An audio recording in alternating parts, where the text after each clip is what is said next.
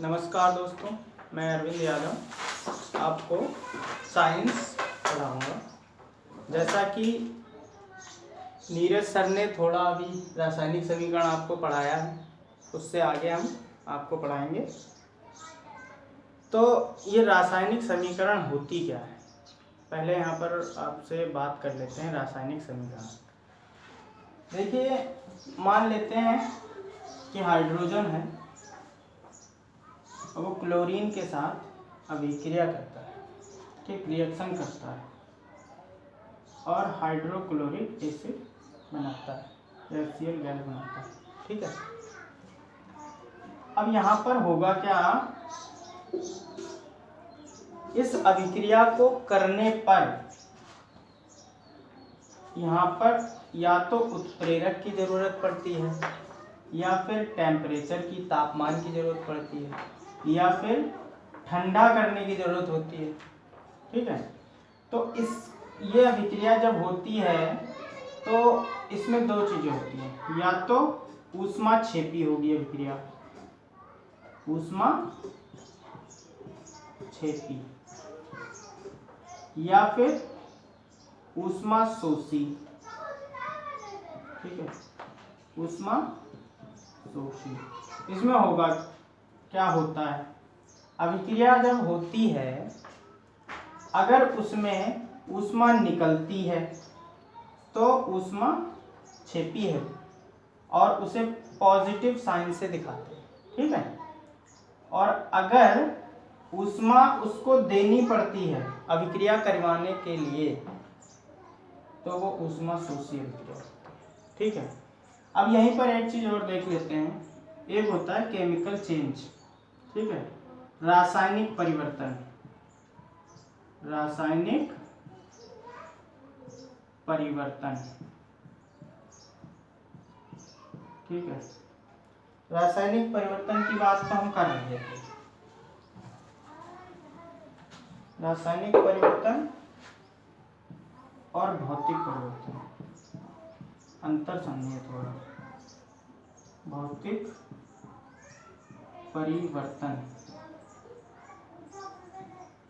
ठीक है। इसमें क्या होता है, हाइड्रोजन क्लोरीन मिलकर HCl बनाया, ठीक है। अब ये अभिक्रिया यदि इसमें क्या होता है, अभिक्रिया दोबारा नहीं होगी, ठीक, उत्क्रमणीय अभिक्रिया नहीं होगी। उत्क्रमणीय का मतलब होता है रेसिप्रोकल। जैसे रासायनिक परिवर्तन का एक और उदाहरण लेते हैं, रोटी सड़ जाती है, जब उसको दोबारा रोटी नहीं बनाया जा सकता, ठीक है। भौतिक परिवर्तन में हम उदाहरण लेते हैं बर्फ का, बर्फ, ठीक है। अब बर्फ से अगर इसको हमने गर्म कर दिया, बर्फ को गर्म करने से क्या बनेगा, जल। बर्फ को गर्म करने पे क्या बनेगा, जल बनेगा, ठीक है। तो अगर हम जल को पुनः ठंडा कर दें तो क्या बनेगा, बर्फ। तो ये अभिक्रिया उत्क्रमणीय अभिक्रिया होती है। बात यहाँ पर आई उत्प्रेरक की, तो उसको भी हम समझ लेते हैं। उत्प्रेरक क्या होता है, उत्प्रेरक, ठीक है, कैटलिस्ट। उत्प्रेरक, कैटलिस्ट क्या होता है, अभिक्रिया की दर, ठीक है, अभिक्रिया की दर को परिवर्तित करता है, को बढ़ा या घटाता है, घटा देता है, कौन, उत्प्रेरक, ठीक है। तो यहाँ पर अब एक बात हो गई, अब हम पढ़ रहे हैं रासायनिक समीकरण, तो उसकी कुछ चीजें हैं। जैसे हम S लिख देते हैं, ठीक, S लिख देते हैं, S for solid, S for solid, ठीक है, ठोस, हिंदी में क्या कहेंगे, ठोस। ठीक, L लिक्विड, ठीक, द्रव। उसके बाद एक होता है एक्वस, एक होता है एक्वस। एक्वस का मतलब होता है जलीय, जब वाटर मिल जाता है उसमें। ठीक, जब हम कोई समीकरण लिखते हैं तो ये वहां पे लिख देते हैं सॉलिड, लिक्विड और G फॉर होता है गैस।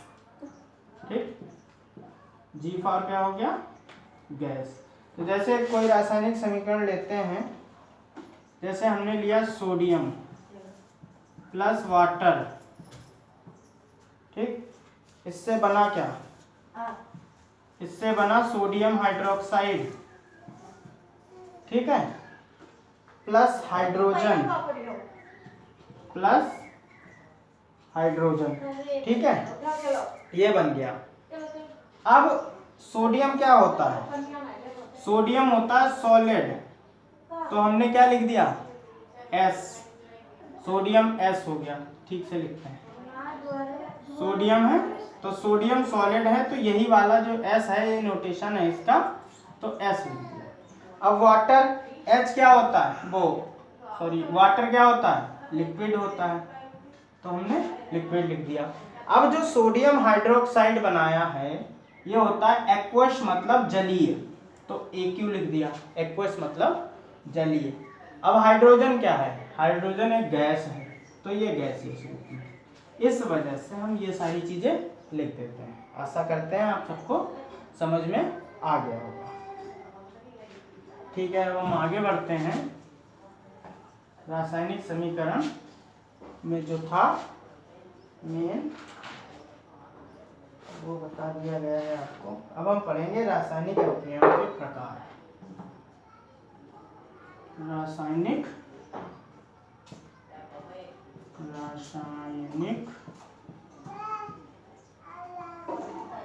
अभिक्रिया के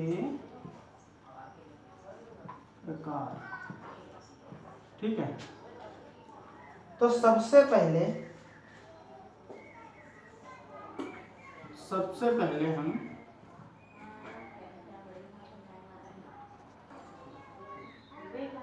हम सबसे पहले रासायनिक अभिक्रियाओं के प्रकार को डिस्कस करेंगे।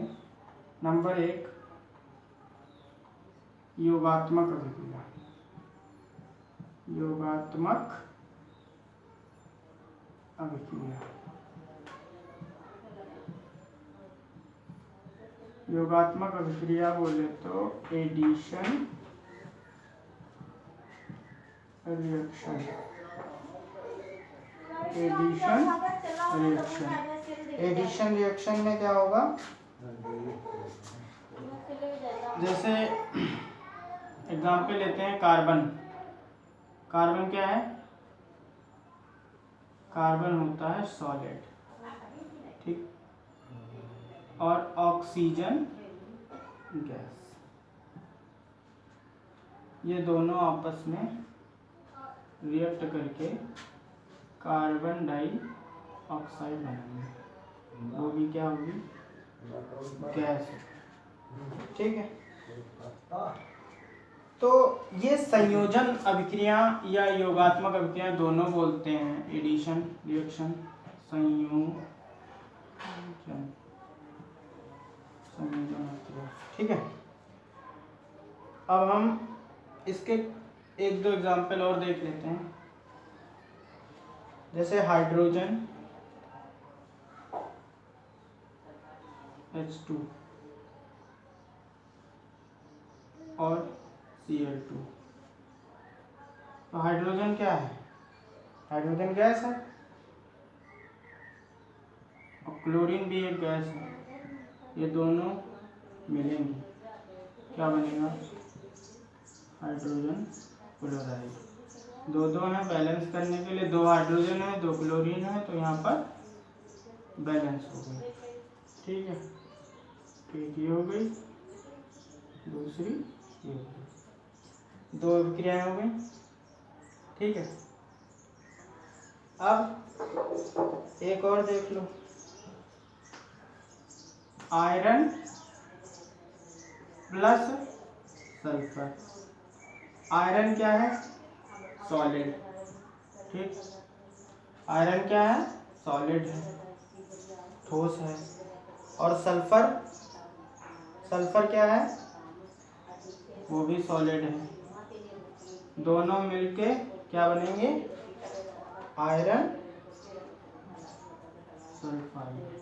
ठीक, ये भी क्या बनेगा? सॉलिड ही बनेगा। इस तरह से योगात्मक अभिक्रिया क्या होती हैं इसके बारे में देखें, समझ में आ गया होगा। दो अभिकारक हैं, अभिक्रिया करके एक प्रोडक्ट बना रहे हैं। दो अभिकारक हैं, दोनों आपस में जुड़ के एक प्रोडक्ट बना रहे हैं। तो इस तरह से जब दो या अधिक एलिमेंट्स जुड़ के एक ही यौगिक बनाएंगे तो वो योगात्मक अभिक्रिया कहलाएगी। ठीक है, अब हम दूसरे नंबर पे शुरू करते हैं वियोजन अभिक्रिया।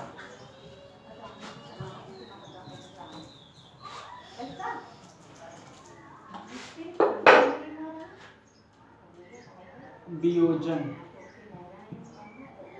दूसरे नंबर की है आपकी वियोजन अभिक्रिया। वियोजन को हम अपघटन भी बोलते हैं। ठीक है, अभिक्रिया अभिक्रिया।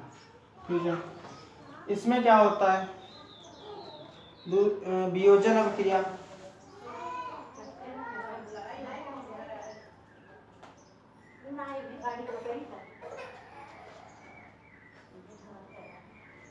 कोई बड़ा यौगिक है आपके पास, सपोज करते हैं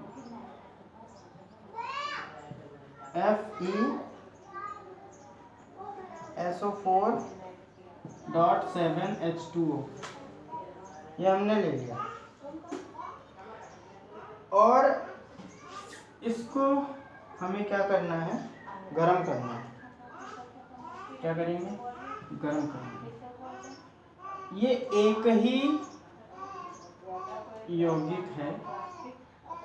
ठीक, इसको गरम करने पर ये अलग अलग चीजों में टूट जाएगा, अपने एलिमेंटों में टूट जाएगा। कैसे? ये FeSO4 प्लस इसका जो वाटर है 7H2O अलग हो गया। ठीक है, 7H2O अलग हो गया। इसके बाद अगर हम पुनः FeSO4 को पुनः अगर गर्म कर देंगे तो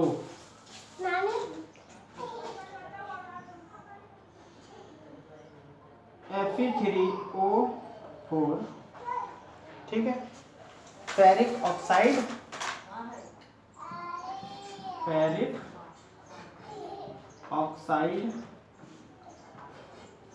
बन जाएगा आपका प्लस सल्फर डाइऑक्साइड। ठीक है, ये क्या है हमारा? इसमें थोड़ा मात्रा में सल्फर ट्राइऑक्साइड भी निकलता है। ये गैसियस रूप में है, गैस, ये भी गैस है। और Fe3O4 ये सॉलिड है हमारा, फेरिक ऑक्साइड, और FeSO4 भी सॉलिड है। ठीक है, FeSO4 भी सॉलिड है। इस तरह से वियोजन का मतलब है घुलना या टूटना, विघटन, अपघटन, विघटन, टूटना। तो एक बड़ा एलिमेंट छोटे एलिमेंट्स में टूट गया, तो ऐसी अभिक्रियाओं को हम वियोजन अभिक्रियाएं कहते हैं।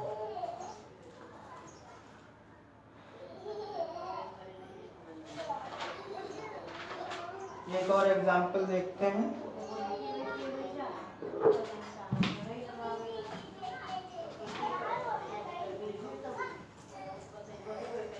दूसरा एग्जांपल आपका है कैल्शियम कार्बोनेट। कैल्शियम कार्बोनेट, चूना पत्थर, क्या कहते हैं इसको, चूना पत्थर, ठीक, कैल्शियम कार्बोनेट। तो ये आपको जब हम इसको गर्म करते हैं या ऊष्मा देते हैं या गर्म करते हैं, ऊष्मा दी हमने, गर्म किया, हीट किया, तो CaO calcium oxide, calcium oxide, इसको हम बुझा चूना या फिर कैल्शियम ऑक्साइड, कैल्शियम ऑक्साइड कहते हैं। और क्या निकला आपका, कार्बन डाइऑक्साइड, CO2। तो कार्बन डाइऑक्साइड क्या है, गैस है, और बुझा चूना क्या है, सॉलिड है। बुझा चूना क्या है, सॉलिड है, और ये भी हमारा क्या था, सॉलिड। इस तरह से वियोजन अभिक्रिया आपको समझ में आ गई होगी। अब हम अगली अभिक्रिया पर चलते हैं, विस्थापन, विस्थापन डिस्प्लेसमेंट रिएक्शन।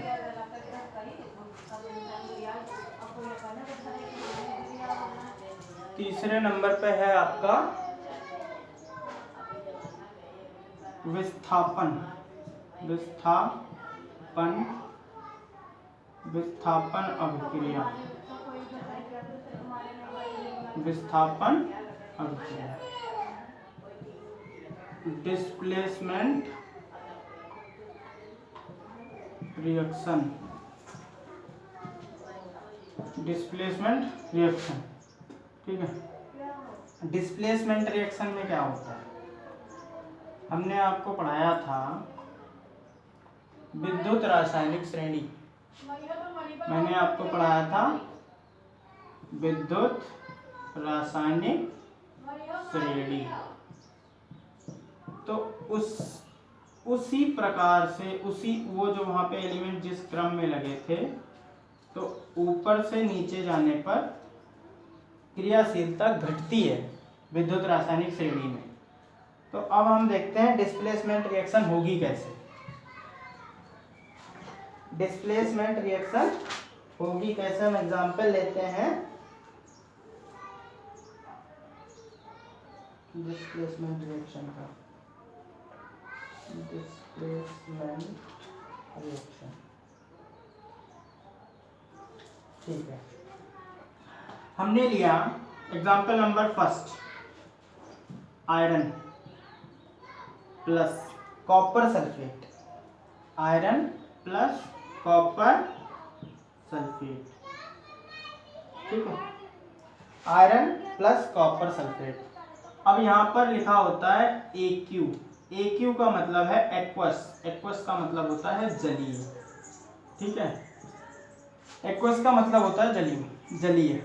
ये क्या चीज है, सॉलिड, लोहा क्या है, सॉलिड, ये एक्वस सॉल्यूशन हो गया। अब होगा क्या, मैंने आपको बताया था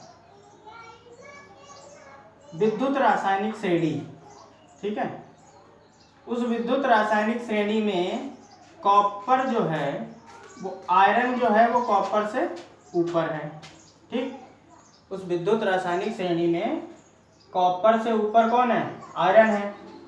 तो ये ज्यादा क्रियाशील है, इस वजह से ये इसको डिस्प्लेस कर देगा। डिस्प्लेस करने का मतलब इसे विस्थापित कर देगा, और विस्थापित करने पर कॉपर का स्थान कौन ले लेगा, आयरन। तो यहाँ पर बन जाएगा आपका आयरन सल्फेट, ठीक है, ठीक है, फेरस सल्फेट, और ये कॉपर क्या हो जाएगी, अलग, ठीक है, कॉपर क्या हो गई, अलग हो गई। इसी तरह से दूसरी है आपकी zinc plus FeSO4, zinc plus FeSO4 is equal to, zinc क्या है, सॉलिड है, FeSO4 क्या है, एक्वस है, FeSO4 क्या होता है, एक्वस, एक्वस मतलब जलीय, FeSO4 क्या है, एक्वस है। तो होगा इसमें जिंक जो होती है, जिंक जो है वो आयरन से ऊपर है। जिंक जो है वो विद्युत रासायनिक श्रेणी में आयरन से ऊपर है, इसलिए जिंक ज़्यादा क्रियाशील है किससे? आयरन से। तो इस वजह से ये जिंक इसको डिस्प्लेस कर देगा, मतलब इसका स्थान ये ले लेगा।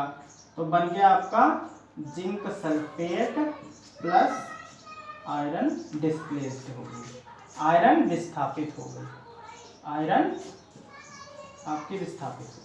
ठीक है, इस तरह से विस्थापन अभिक्रिया आपकी हो गई। ठीक है, विस्थापन अभिक्रिया में उसके बाद है आपकी, उसके बाद आपकी है द्विविस्थापन अभिक्रिया।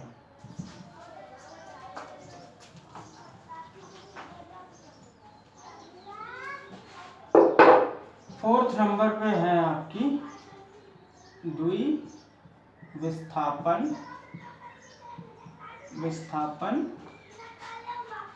अभिक्रिया।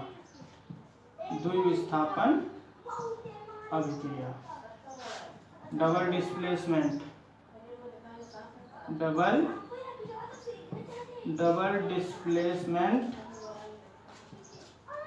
रिएक्शन।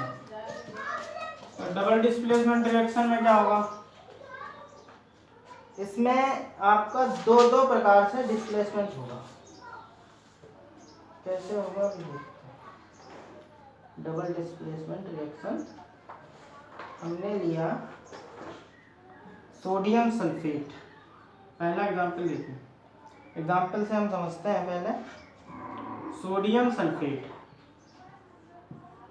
ठीक, सोडियम सल्फेट का जलीय विलयन एक्वस, ठीक, प्लस बेरियम क्लोराइड। ठीक है, बेरियम क्लोराइड ये भी हमारा क्या है? एक्वस है, जलीय विलयन है ये भी। ठीक, अब क्या होगा? हमने रिएक्शन कराई, ये सोडियम सल्फेट और बेरियम क्लोराइड होगा क्या? ये सोडियम क्लोराइड के साथ, ठीक, और ये बेरियम सल्फेट के साथ। ठीक है, डबल डिस्प्लेसमेंट का मतलब है दोनों एलिमेंट आपस में चेंज हो जाएंगे, एक दूसरे को विस्थापित कर देंगे। तो क्या बनेगा आपका? बेरियम सल्फेट BaSO4, ठीक है, plus BaSO4 plus sodium chloride. अब बैलेंस कर रहे हैं, सोडियम 2 है, यहाँ क्लोरीन 2 थी।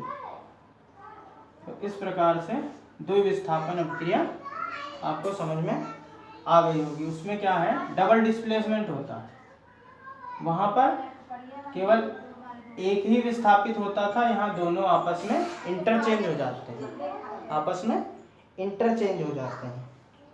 एक रिएक्शन और देखते हैं, डबल डिस्प्लेसमेंट रिएक्शन एक और देखते हैं, एग्जाम्पल नंबर 2। एग्जाम्पल नंबर 2 है आपका silver nitrate AgNO3 aqueous plus NaCl sodium chloride, ये भी एक्वस है। एक्वस का मतलब जलीय विलयन, ठीक है, एक्वस का मतलब जलीय। अब क्या होगा? ये सिल्वर नाइट्रेट और सोडियम क्लोराइड, ठीक, इसमें डबल डिस्प्लेसमेंट रिएक्शन है तो इंटरचेंज हो जाएंगे। सोडियम का स्थान Ag ले लेगा, ठीक है, सिल्वर, और Ag का कौन ले लेगा? सोडियम। तो ये आपका बन जाएगा NaNO3 सोडियम नाइट्रेट और silver chloride AgCl 3 NaNO3 AgCl है, दोनों की बैलेंस एक है। ठीक है, बैलेंस इक्वेशन है ये दोनों, ये भी एक्वस है आपका, जलीय है, और ये भी। इस प्रकार से आपकी रासायनिक समीकरणों के प्रकार हो गए। वीडियो ज़्यादा लंबा हो रहा है, इस वजह से इसमें जो पोर्शन बचा हुआ है उसे हम अगले वीडियो में कवर करेंगे। धन्यवाद। वीडियो को शेयर करना ना भूलें, अच्छी लगे तो कमेंट करें। धन्यवाद।